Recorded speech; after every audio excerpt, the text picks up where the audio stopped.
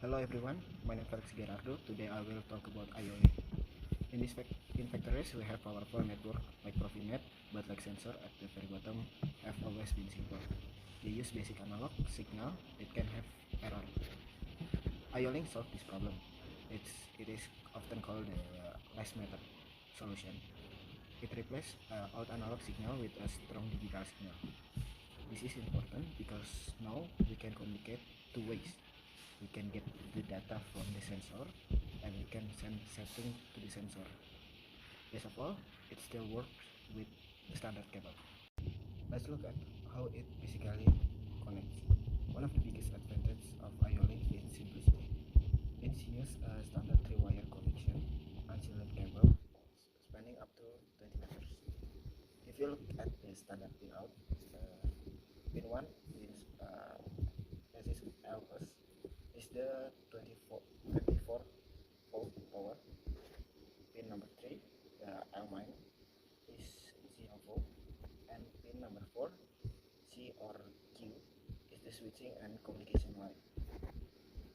This is where the magic happens. Coded switching, the port can operate in two modes. It can act as a standard digital input or output, SCU mode, making it backwards compatible without sensor, or it can switch into IO mode, turning that line into a bidirectional digital communication channel. It supports transmission rate from 4.8 up to 230.4 kilobytes per second. Once connected, how does the data move? IO-Link classifies data into three main categories. First is process data.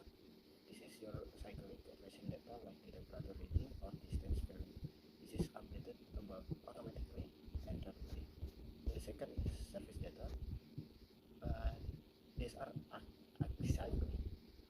We use this for configuration parameters, for example, changing the sensitivity of a sensor remotely.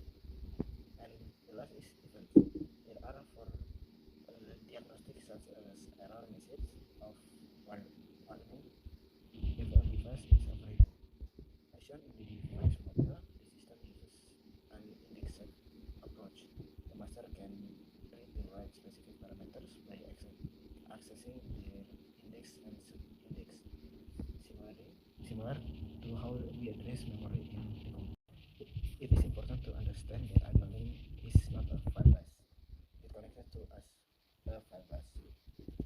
This requires an IO-Link master. The master acts as a gateway. It sits between the high-level controller, like a PLC, and the device. To integrate a device, we can use an IO device description. This is an XML file that tells the engineering tools exactly who the sensor is and what it can do functioning, essential like printer, drive, or your PC. This architecture also supports functional safety. You can tunnel safety protocol through IO-Link or use specific safety profile, ensuring that even in hazardous environment, the communication remains reliable. It creates a bidirectional channel for diagnostic and parameterization. It uses standard low-cost wiring. This allows for automatic device replacement. If a sensor breaks, you plug in a new one, and the master automatically uploads the old parameters to a new device. Standardized under IEC 61131-9, IO-Link is the key enabler for Industry 4.0, bridging intelligence down to the simplest sensor. So, thank you for attention.